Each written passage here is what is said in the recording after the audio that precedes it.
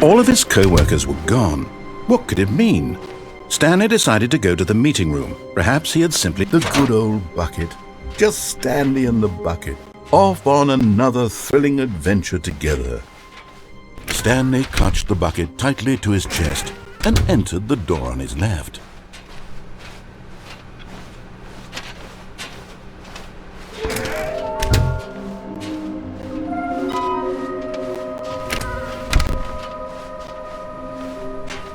Coming to a staircase, Stanley and the bucket walked upstairs to the boss's office.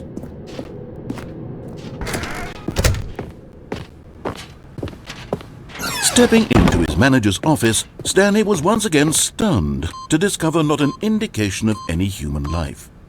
But Stanley guessed the correct code by sheer luck. Was it that the bucket knew all along? Was the bucket guiding him? Yes, this is certainly the most logical explanation.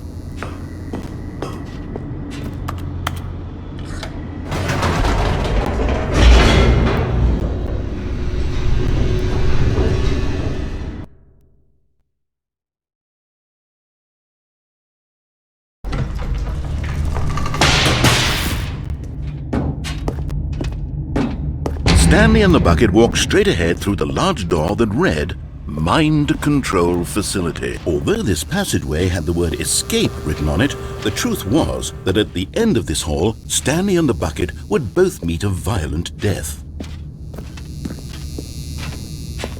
The door behind them was not shut. Stanley and the bucket still had every opportunity to turn around and get back on track. At this point, Stanley and the bucket were knowingly walking forward into a very painful death for each of them.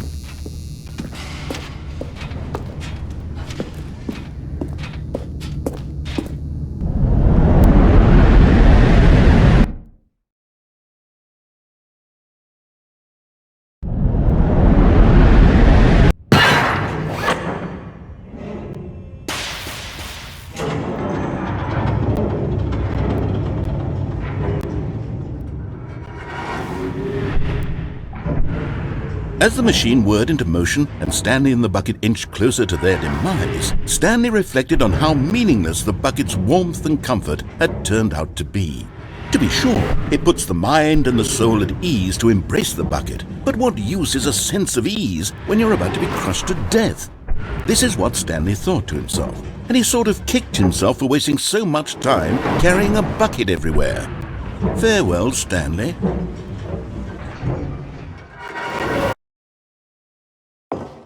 "Farewell, Stanley," cried the narrator, as Stanley and the bucket were led helplessly into the enormous metal jaws. In a single visceral instant, the bucket's life came to an end, as it was crushed violently to death.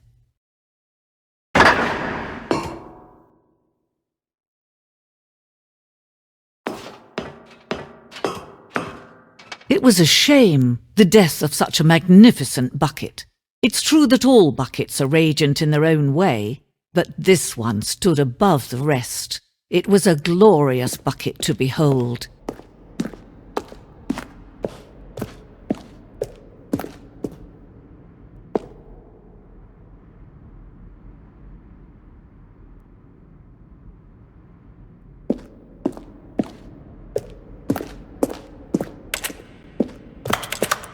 Can you see how arrogant it was for Stanley to take a bucket like this and to claim it for his own? Can you see the hubris that blinded him?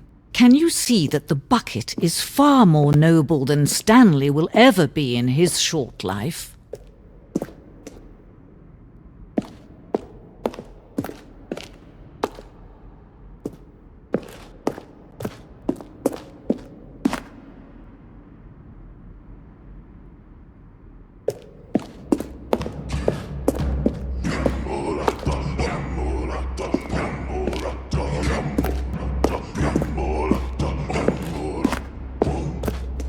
No man can own a bucket, and certainly not a bucket as dazzling to behold as this one.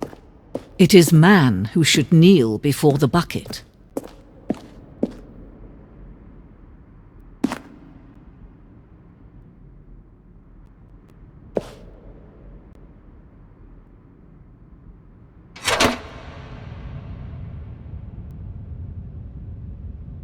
But there is something we can do. Something we can do together, you and I, that will right this terrible wrong.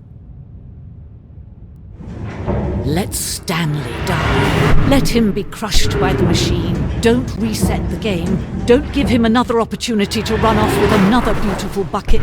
We can save the world's buckets from their treatment as tools and implements if only we let Stanley die together. The bucket shall take its place as ruler, as leader, as commander of a new world, a new vision.